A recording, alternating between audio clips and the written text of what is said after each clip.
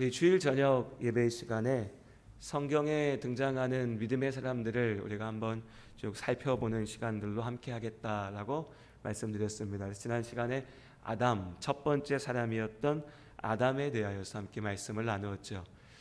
순서대로 하다면 이제 또 아담부터 쭉 이어져 가야겠지만 그렇게 순서로 시간 순서로 하려고 하진 않고요. 신구약을 오가면서 글쎄요, 매주마다 조금 다른 인물들, 다른 사람들을 우리가 살펴보려고 합니다. 그리고 오늘 우리가 살펴보려고 하는 사람은 야고보, 예수님의 제자 사도 야고보입니다. 야고보라고 하는 이름은 보다 친숙한 이름인 야곱이라고 하는 이름에서 나온 이름입니다. 비슷하게 들리시죠? 야곱, 야고보. 성경에 여러 명의 야고보가 등장하죠. 신약 성경에만 해도 예수님의 형제 야고보가 초대교회의 중요한 지도자 중에 한 사람이었고, 또 예수님의 제자들 중에도 두 명의 야고보가 등장합니다. 그 중에 오늘 저녁 우리가 함께 살펴보려 하는 야고보는 오늘 2절의 말씀에 있는 것처럼 요한의 형제 야고보라고 알려진 바로 이 사람, 예수님의 제자 야고보입니다. 우리 마태복음 4장의 말씀으로 한번 넘어가 볼까요? 성경을 앞으로 좀 넘겨서요. 마태복음 4장의 말씀입니다.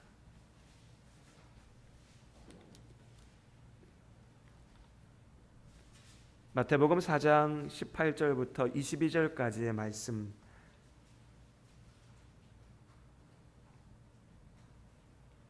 저와 여러분이 한 절씩 읽겠습니다. 마태복음 4장 18절부터 22절까지의 말씀입니다.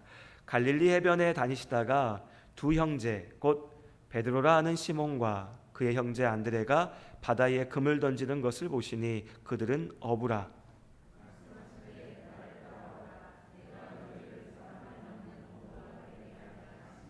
그들이 곧 그물을 버려두고 예수를 따르니라.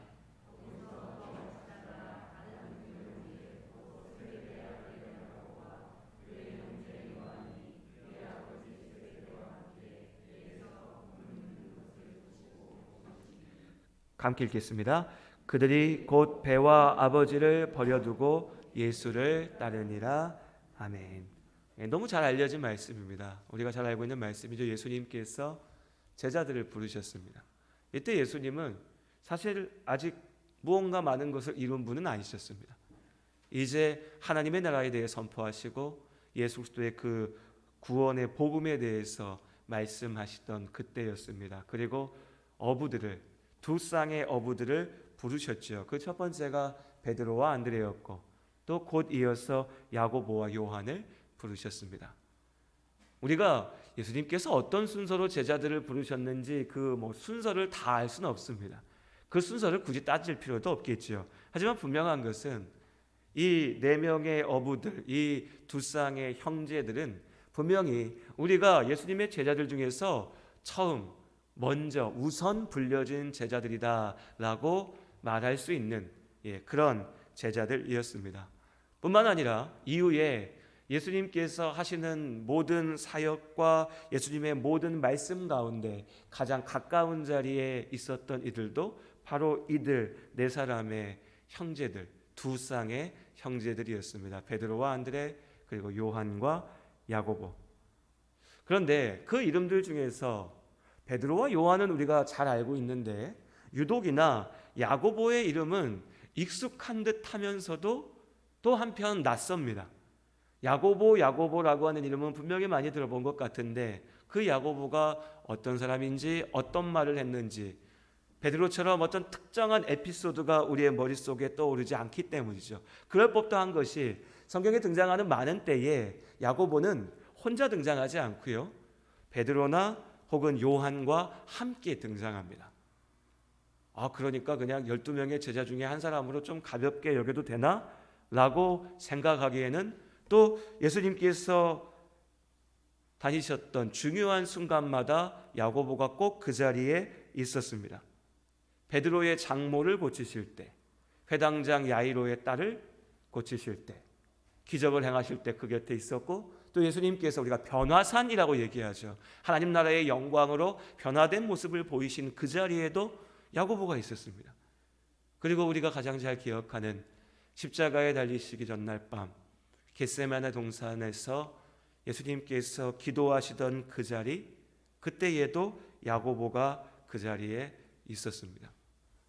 그렇게 중요한 자리에, 베드로와 요한이 있는 자리에 빠지지 않고 있었던 야고보를 왜 우리가 잘 알지 못할까? 왜 그의 이름이 우리에게 낯설까를 생각해 보면, 오늘 우리가 함께 나누려 하는 사도행전 12장의 이 사건이 시간의 순서로 보면 우리에게는 결과처럼 보이지만 사실 그것이 원인인 것 같습니다. 무슨 얘기냐면, 이후에 예수님께서 부활 승천하시고 성령이 임하셔서 초대교회가 세워지고, 이제 예수님의 그 제자들이 성령의 은혜 가운데 사도로 세워져 소명받은 죄로 땅끝까지 나아가서 주의 복음을 선포하고 교회를 세우며 하나님의 나라를 확장시키는 일에 헌신하였죠. 그들의 그 피가, 그 땀이, 그 열심이 뿌려진 자리에서 교회가 세워졌습니다. 그럼 그 초대교회의 성도들,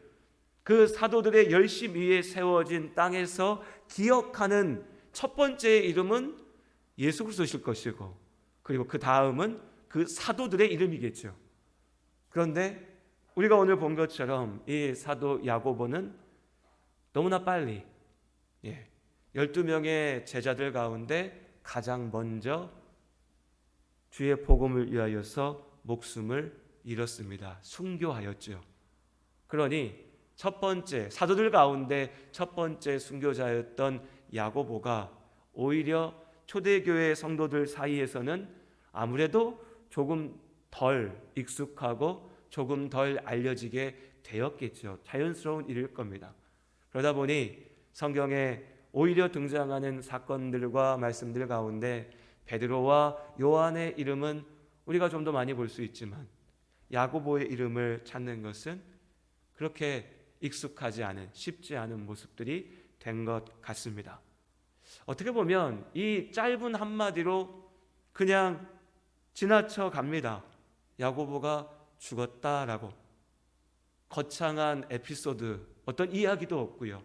은혜로운 어떤 말들도 없습니다. 그래서 사실은 설교 가운데도 야고보의 이름을 우리가 들을 일이 많지가 않습니다. 그래서 가만 생각해 보면요, 제자들 가운데 글쎄요, 소외라고 하는 표현이 맞을지 모르겠지만 가장 소외되고 어쩌면 가장 잊혀지는 이름이 야고보가 아닌가라고도 생각해 봅니다. 그럼 야고보가 어떤 사람이었나 라고 하는 것을 성경의 말씀들 가운데서 이렇게 살펴보면, 첫 번째로 우리가 하나 볼 수 있는 게 이 야고보는 혈기가 넘치는 그런 사람이었습니다. 그러니까 우리가 쉽게 생각해 볼 수 있는 게 어부였기도 했고요, 베드로와 같은 동네에 살던 이웃하는 친구들 같은 사이였으니 베드로와 좀 비슷한 성격이었던 것 같아요. 열정이 있고 혈기가 있는. 이걸 어떻게 알 수 있냐면, 야고보와 요한이 함께 형제로 있는데 예수님께서 제자들과 함께 길을 가시다가 사마리아 사람들의 마을을 지나치게 되셨습니다. 거기서 좀 쉬었다 가시려고 하는데 이 사마리아 사람들이 예수님을 홀대한 거예요. 야, 우리 동네 들어오지 마, 나가, 저리 가, 이렇게 한 거죠. 이렇게 핍박하면서 밀쳐내니까 아니 기분 나쁘잖아요. 우리 같아도요. 누가 나 싫다는데 기분 좋을 사람 누가 있겠습니까? 당연히 제자들도 기분이 나빴겠죠. 그런데 이때 야고보와 요한이 나서서 예수님, 저 못돼 먹은 사마리아 사람들, 저 마을, 저거 냅두면 안 됩니다. 저거 우리가 지금 기도해서 예수님께서 기도하셔서 하늘에서 불이 내려와서 저것들을 그냥 우리 말로요, 다 태워 죽여버려야 됩니다. 이렇게 얘기한 거예요. 심정이 이해가 되지 않는 건 아니지만 그렇다고 또 아무나 그렇게 막 표현하는 건 아니겠죠. 야고보는요, 상당히 혈기 있는, 성질을 부릴 줄 아는 그런 사람이었습니다. 그 결과 어떻게 됐을까요? 예수님께 꾸중 들었죠. 혼났습니다. 야, 너 지금 무슨 소리 하고 있는 거냐? 라고 혼났죠. 그렇게 예수님한테 혼나면서, 그러나 가장 옆에서 혈기 넘치면서 따라다녔던 제자가 야고보였지요. 또 한 가지 모습, 또 한 가지 모습은 그는 야망 있는 사람이었다는 겁니다. 이 또한 요한과 함께 있을 때 나타난 모습이었는데 아마 기억하실 겁니다. 예수님의 제자들이 서로 높은 자리에 앉겠다라고 예수님 따라다니다 보니까 예수님께서 하나님 나라에 대해서 계속 말씀하시는 거예요. 하나님 나라의 영광. 야, 우리가 예수님 따라다니면 하나님 나라 가는 것 같다. 하나님 나라에 우리가 있는 거다 라고 하니까 그 다음에 이제 생각하는 거죠. 사람이 그렇습니다. 딱 자기 수준에서 항상 생각하죠. 우리도 그렇고 제자들도 마찬가지죠. 하나님 나라 이러고 하니까 그 당시 기준에서 보는 거예요. 그러면 자, 하나님이 계시고 예수님께서 왕이시고 그럼 왕이 있으면 거기에도 우리 왕이 있는 것처럼 높은 자리 신하들도 있고 낮은 신하들도 있고 그냥 백성들도 있고 종들도 있겠지, 노예도 있겠지, 이렇게 생각한 겁니다. 그러면 우리는 거기서 어디 자리에 앉아야 될까? 예수님 앞에 서로 높은 자리에 앉겠다고. 예수님, 내가 총리할 겁니다. 내가 장관할 겁니다. 나도 한 자리 해야겠습니다 라고 이야기하던 중에 야고보와 요한이 하는 얘기가 주의 영광 중에서 우리를 하나는 주의 우편에 하나는 주의 좌편에 앉게 하여 주옵소서. 형제간의 사이는 좋았나 봐요. 형제가 둘이 있으면서 한 명은 예수님 오른편, 한 명은 예수님 왼편에 앉겠다. 그러니 예수님을 따라다니고는 있었지만 그렇다고 세상에 야망이 없는 사람도 아니었던 거죠. 그런 모습입니다. 어찌 보면 우리가 많이 봤던 그 제자들의 모습, 그 익숙했던 모습이기도 하죠. 그리고 이게 답니다. 성경의 야고보에 대한 얘기가요. 다만 교회의 전승 가운데 전해지기로는 이후에 예수님께서 부활 승천하신 이후로 야고보가 스페인 땅으로 건너가서 그 땅에서 복음을 전하다가 이제 다시 예루살렘으로 돌아오게 되었을 때 그때 헤롯 아그리빠에 의해서 순교하였다라고 하는 전승이 교회 역사 가운데 이어져 오고 있습니다. 실제 스페인에서도 그래서 야고보를 자신들의 성인으로 이렇게 추앙하는 사람들도 있다고 하네요. 그게 중요한 건 아니겠죠. 우리에게 중요한 것은 그가 예수 그리스도의 복음, 그 복음을 위하여서 죽임당했다라고 하는 것입니다. 예수님을 위하여서, 주의 복음을 위하여서 목숨을 던졌습니다. 다시 말씀드리지만 원래 그런 사람 아니었습니다. 원래 그렇게 헌신적이고 원래 예수님을 위해서 목숨 바치겠다라고 내달렸던 그런 사람은 아니었습니다. 인상적인 일화가 하나 있는데요. 마태복음 19장의 말씀에 보면 여러분 잘 아시는 부자 청년의 이야기가 나옵니다. 유대인 부자 청년이 예수님을 찾아와서 내가 하나님 말씀 다 잘 지켰는데 어떻게 하면 하나님 나라 갑니까? 라고 할 때 예수님께서 그에게 말씀하시는 사건 있지 않습니까? 네가 가진 것을 다 나눠주고 나를 따르라, 하나님 나라를 위하여 살라 라고 하신 그 말씀이요. 그 말씀을 가만 듣고 있던 제자들, 그 중에 베드로가 대표로 했던 말이 뭐냐면요, 우리가 모든 것을 버리고 주님을 따랐습니다 라고 말합니다. 그럼 그 뒤에 이어지는 말, 그의 마음속에 있는 말은 뭘까요? 예수님, 저 부자 청년은 자기 돈은 못 버리고 예수님 못 따라가는데 우리는 모든 것을 던져서 주님의 뒤를 따르겠습니다, 따르고 있습니다 라고 얘기하는 거죠. 그때 예수님께서 너희가 하나님 나라의 영광의 보좌 가운데 있게 될 것이다 라고 말씀하십니다. 제자들이 어땠을까요? 기분 좋았을 겁니다. 할렐루야, 야, 역시 예수님이 우리를 알아주시는구나. 그런데 그 제자들의 삶의 마지막을 우리는 알고 있습니다. 12명의 제자 가운데 사도 요한을 제외한 나머지 11명의 제자들, 복음을 전하다가 순교하였습니다. 가룟 유다는 예수님을 배신하고 스스로 목숨을 끊고 저주받았지만 그 자리를 대신하여 제자가 된 마띠아까지도 모두가 주의 복음을 위하여서 순교하였습니다. 다시 말씀드리지만 제자들은 원래 그런 사람들이 아니었습니다. 또 그들이 피하려 했다면 피할 수 있었습니다. 무슨 얘기냐? 예수님을 십자가에 못 박아 죽일 때 야, 제자들도 다 잡아들여. 그래서 니들이 지금부터 무슨 말 하든지 말든지 너네는 지금까지 예수와 함께 다녔잖아. 그러니까 우리가 너희를 죽일 거야 하고 죽인 게 아니었죠. 예수님께서 죽으셨고 부활하셨고, 그러나 누군가는 부활은 거짓말이라고 외쳤고, 성령이 임하셨고, 그러나 누군가는 그 성령이 미친 거다, 술 취한 거다, 저 사람들이 이상해진 거다 라고 비아냥거렸고, 예수를 떠나고 싶었다면, 모른 척하고 싶었다면, 그래서 살고 싶었다면 제자들은, 야고보는 충분히 살 수 있었습니다. 그러나 그들이 그 혈기왕성했던, 야망이 있었던, 높은 자리에 앉고 싶었던 그 야고보가 자신이 원하여 바로 그 길, 순교의 길을 걸어간 겁니다. 그 고난의 잔을 마신 거죠. 어떻게 그렇게 할 수 있었을까? 왜 그러했을까? 사실 우리가 기억해야 할 것은 그것입니다. 목숨은 중합니다. 예수님께서도 우리의 생명이 무엇보다도 소중하다라고 말씀하셨습니다. 그러나 이 육신의 생명으로도 결코 영원한 생명, 온전한 생명을 얻을 수는 없습니다. 영원한 생명, 온전한 생명은 내 육신의 이 몸을 지키는 것에서 있는 것이 아니라 오직 예수 그리스도의 십자가의 은혜로 죄를 이기고 하나님 나라 가운데 있을 때에 우리에게 주시는 하나님의 축복이니까요. 그렇기에 예수를 믿는다 고백하는 우리의 시선은, 우리의 기준은 하나님 나라 가운데 있는 것이고, 그 하나님 나라의 영원한 생명을 쫓아 움직이는 겁니다. 어떻게 제자들은, 사도들은 그렇게 살았을까?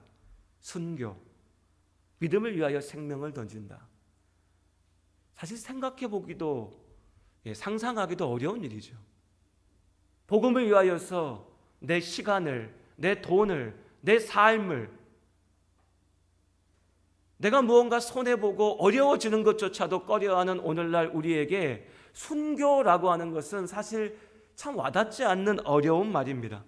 제자들한테도 그랬습니다. 그런데 그들이 특별해서 야고보가 순교했던 것이 아니라, 야고보는 예수의 복음을 믿었고 부활하신 주님을 만났고 성령의 은혜를 경험하고 그저 이 분명한 하나님 나라의 기준을 알았던 겁니다.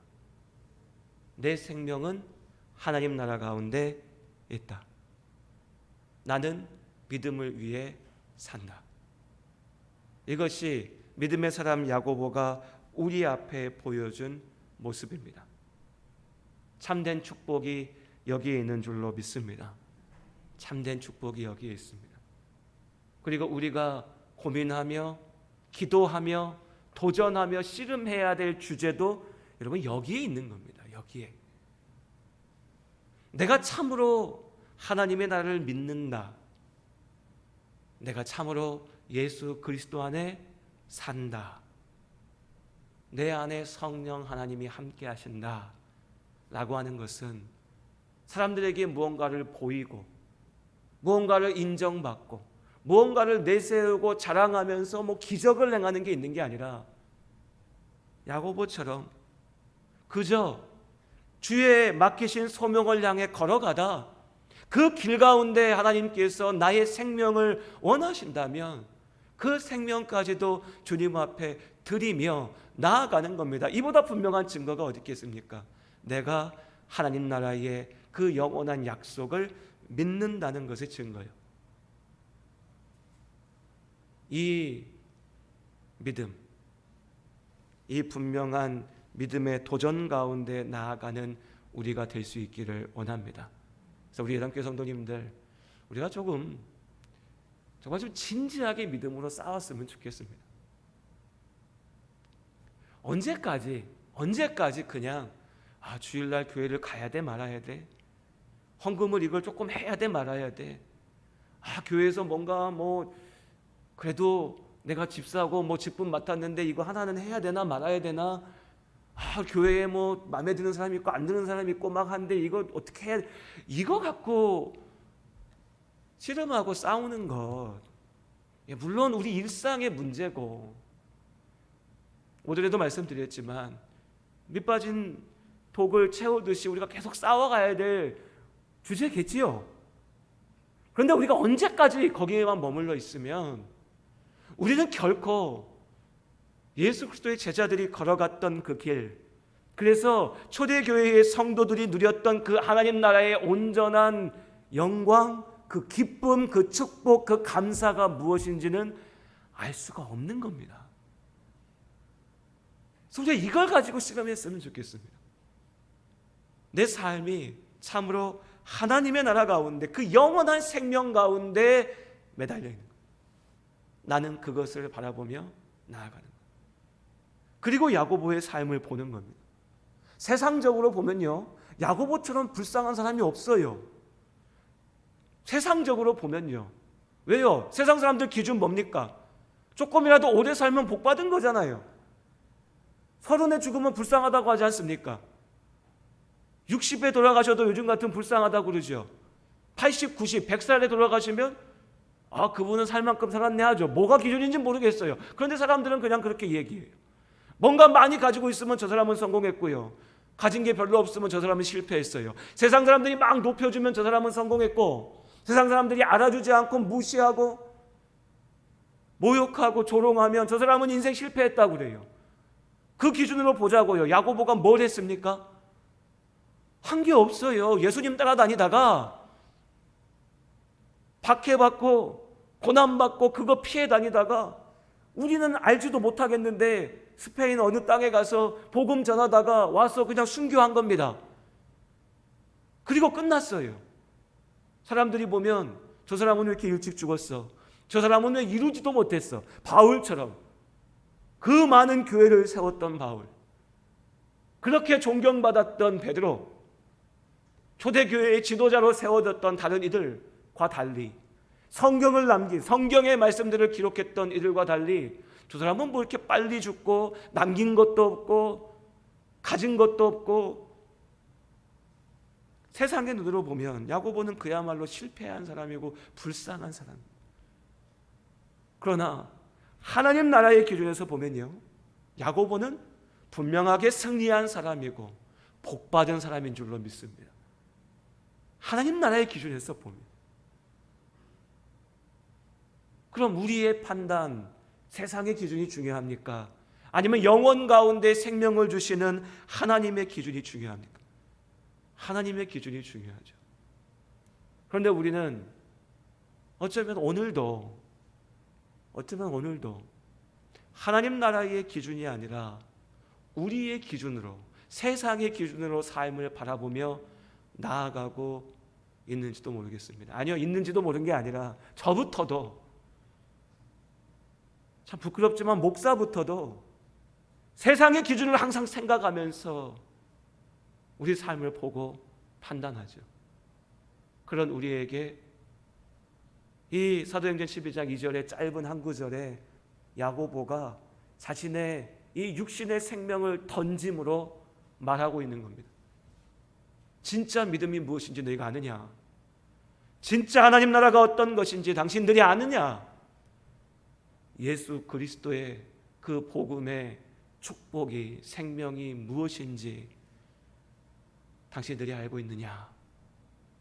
라고 지금은 하나님 나라 가운데 그 영광의 자리에 자신이 주님, 내가 주님 곁에 있고 싶습니다 라고 엉뚱한 소리 했었던, 그러나 이제 참으로 하나님 나라 주님 곁에 그 온전한 영광을 누리고 있을 그 야고보가, 사도 야고보가 우리에게 말하는 거죠.